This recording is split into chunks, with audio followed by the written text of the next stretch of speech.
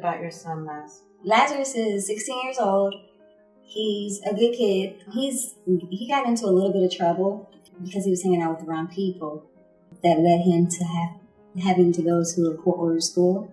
But the school is in the Lansing, Michigan area? Yes, Lansing School District area. Okay. Mm-hmm. And during the time that he was in the school, what kind of medication what were his health conditions? During the time that he was attending this school, this particular one, he had a lot of medication adjustments.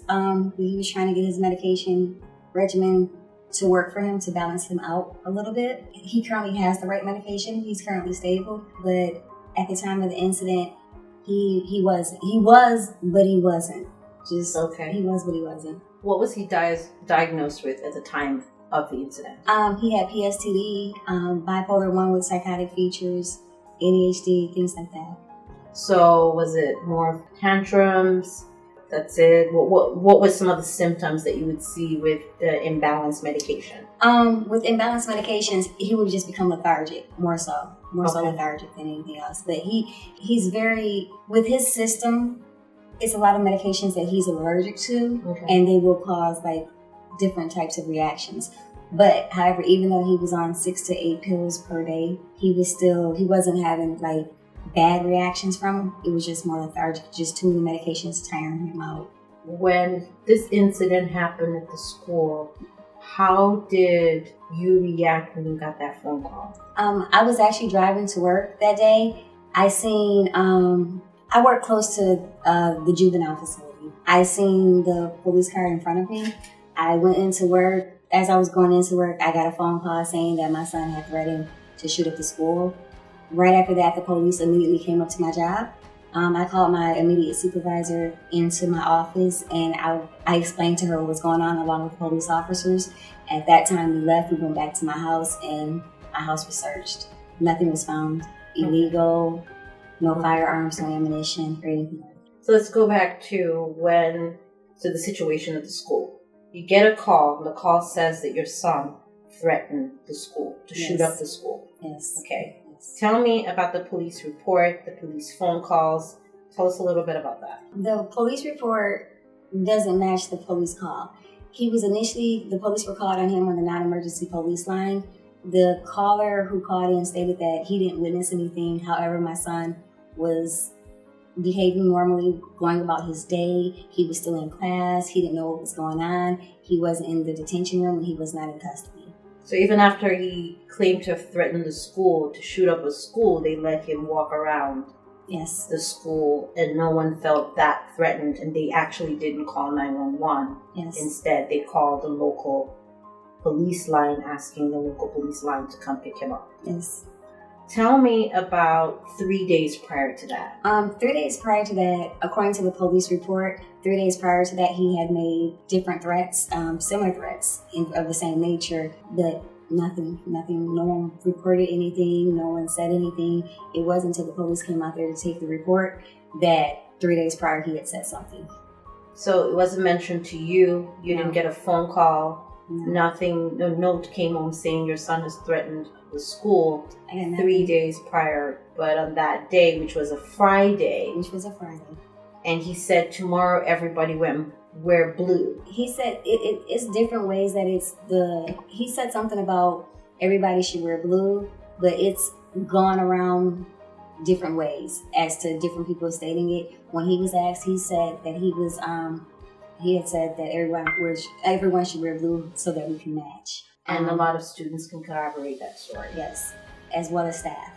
But the teacher who heard it looked it up, and it had been associated with someone planning a shooting on Facebook. I'm not sure that she looked it up at that point, but what I am pretty certain about is that she sat back and stated that she took it as a threat to shoot up the school from something that she had seen on Facebook, according to the police report. But I read her report this evening, and it said he never made any threats. He never made any threats. 2 witnesses say he never made threats to shoot anyone or firearms or ammunition or anything like that. But yet he's locked up, and it's been a year since February 23rd of 2017. Yes, my son's been locked up February 23rd.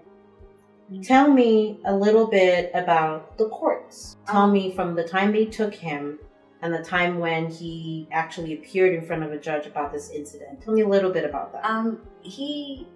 This happened in February. He didn't go back to court until April. So from when they first initially detained him, Lazarus did bang his head on the police glass. He did say that he was suicidal at that point. He did say he was going to kill himself. So he went to the juvenile center. They sent him from the juvenile center to the local hospital. From the local hospital, he was placed in the psychiatric. When he was at the psychiatric unit, he stayed there till March 6th. From March 6th, he got out. So he stayed in the juvenile from March 6th to April 12th. And that was because he didn't actually have a court date for that incident. Right. There was no incident at the school.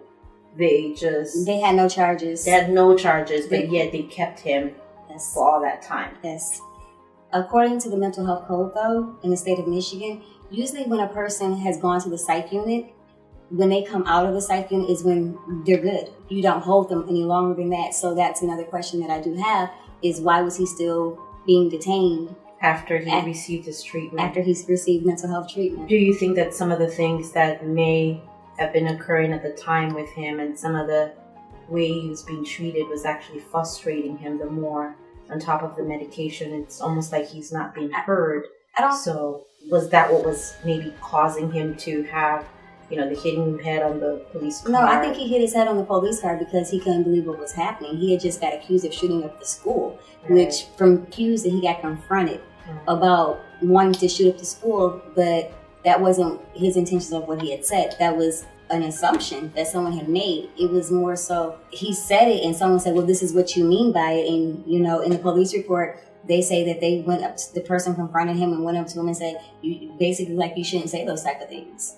Which is what the school should have done. Don't say those kind of things again. And then they sat back in the police report. It says that the teacher, whoever confronted him and said that's nothing to play about, nothing to joke about. Right. And that should have pretty much been it, or even if he had a few probation, not keep him in jail for a year. Right. Well, they called the police on him, and then during the police call, it states that they had a student that was wanting to shoot up the school. So he never said that. He never said that. And did anyone from the school show up at court? No. And this is a school that's supposed to be working to help juveniles recover. Yes. This is a school that's supposed to care about your student. Yes. And no one, not even the principal, vice principal, staff, juvenile officer, no one said, showed the face, shook your hand, gave you a hug. No. Okay. Tell me about the people who were represented or made statements from the school. Apparently, the teacher who actually had the incident did not make any statements. It was actually the juvenile officers that were the ones who made statements that were brought up in court. Right. The only time the teacher made a statement was on the police report when she said that he never made mention of firearms or shooting anyone. The JCO at that time, which is the one who gave the police officers the detainer, stood up in court and said that he threatened to shoot up the school and kill a teacher if she snitched on him. And was she there when he said that? I don't know. Okay. He never said that though.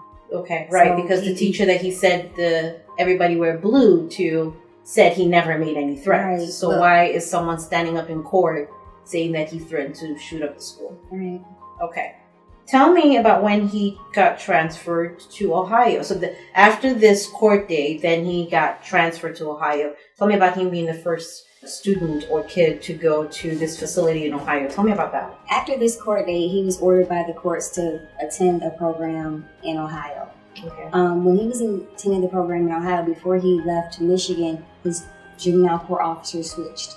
It went from the particular person who stood in court and said that he threatened to shoot up the school to another lady. The next lady who became his JCO left him down there. She left him down there for 110 days with absolutely no contact after she dropped him off. So she was the one who dropped him off? It was both of them. The old one and the new one? Yes, they both went together to drop him off down there, and the new one at that point never contacted him. He stayed there for 110 days. She had absolutely no contact with him. She never asked him how his day went or anything like that. She kept all her contacts with one of the case managers down there. So she was in contact with someone. She just was never in contact with him himself. And her job is to contact him and keep up with how he's doing. Yes. Did she tell you particularly any reason why she did not contact him? She never had contact with me either. The whole entire time he was down there. And she was supposed to be contacting you. She never contacted me, but I thought that she would be in contact with him. But she never contacted either of us. And then while you were trying to find out what was going on down there, all you kept hearing was that he was getting into fights, there were problems, and the facility is a little different. As soon as there is one fight, everything's shut down, so you barely talk to him this 110 days. At first, I was talking to him every other day, and that was fine. And then he would go for like 2 weeks, and he wouldn't call home. And, first I let it just be like, maybe he's just trying to concentrate on him. And then it just became too much. So then I would call down there and like, this isn't him. So what's going on? Why isn't he like calling, because me and my son are close. So when he's not calling, I'm very concerned at this point. So I'm calling down there, asking his case manager, like, what's going on with him? I haven't heard from him and things like that. And at this point, she told me that the unit that he was on was more restrictive. And if the kids sat back and did anything, then the whole unit was shut down, where they couldn't make phone calls and things like that. And that was the time period also that she wasn't checking on him, even with all this going on. Yes, this is within the 110 days. And she hasn't given you a reason why till today. And no apologies either. And she still has her job. And she still has her job. She's still currently his JCO. I addressed this in October with the attorneys. I've called down to the court office. I've talked to her supervisor. I talked to her supervisor and her, both on the phone, on speaker, and I let it be known I'm not comfortable with the decisions that she makes. You just left my child for 110 days. I don't want you to be his JCO. And that still hasn't even been honored. She's still currently his JCO. Do you think that you should have a choice of who your son's JCO should be? Not so much of a choice, but if I sit back and I feel that there's a disruption in the relationship between the child and the JCO, because he felt abandoned by her. Right. And he's still being made to have to work with her. She left him, and I recently spoke with her and I told her, you had 6 months to build a relationship with him and you didn't. Yeah, you still don't know him. You still don't know him. You chose not to. And do you think she does this with other of her? I'm very concerned. Yeah. I'm very concerned because she was too comfortable with it, and she was okay with the fact that she hadn't done it, and so what?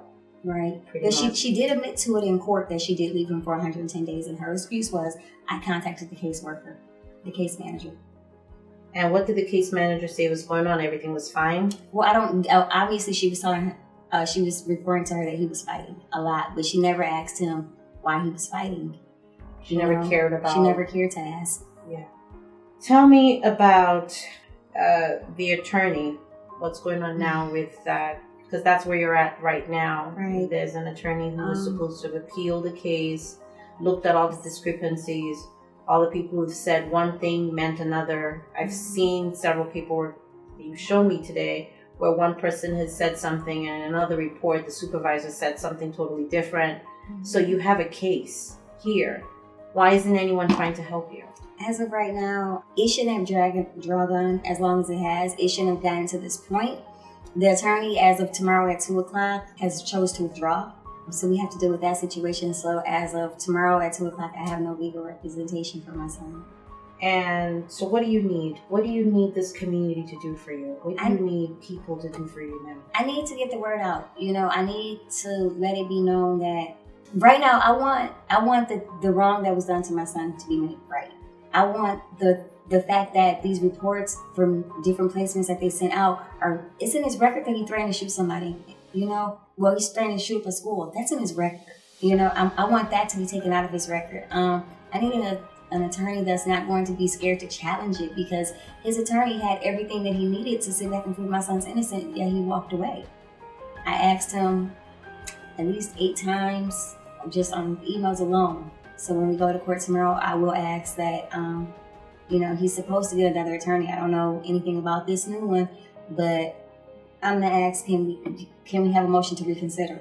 Because my son is initially accused of things that he didn't do, and it was off an accusation.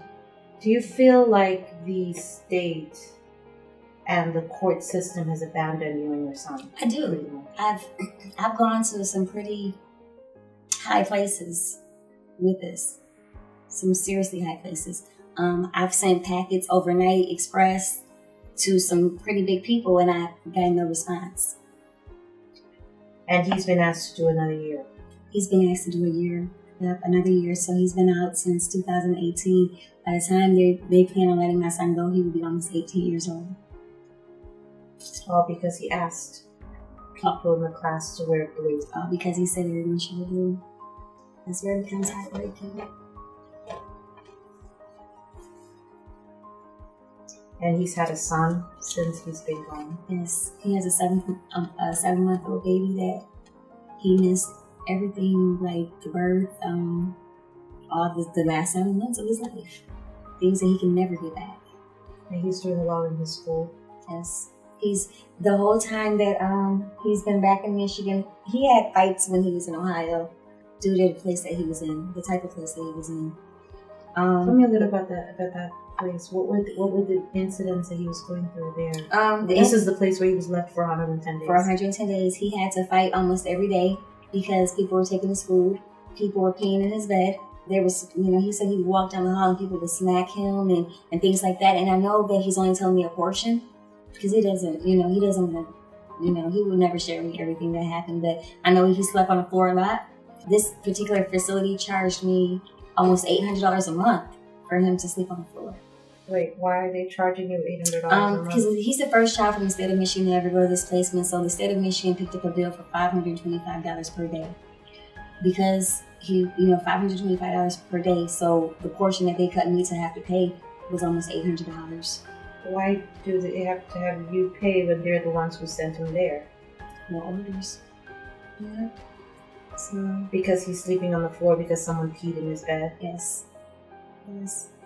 And a lot of times when he would get into a fight, they would have him, like, I had talked to one of the therapists that worked with him, and she was like, oh, yes, he's on the floor asleep. I just got him up and had him in my office so he could lay down. She's like, all he had was a pillow and a blanket. He was on the floor asleep. And she let him sleep in her office. Because someone peed in his bed and no one would do anything about it. No one would do anything about it.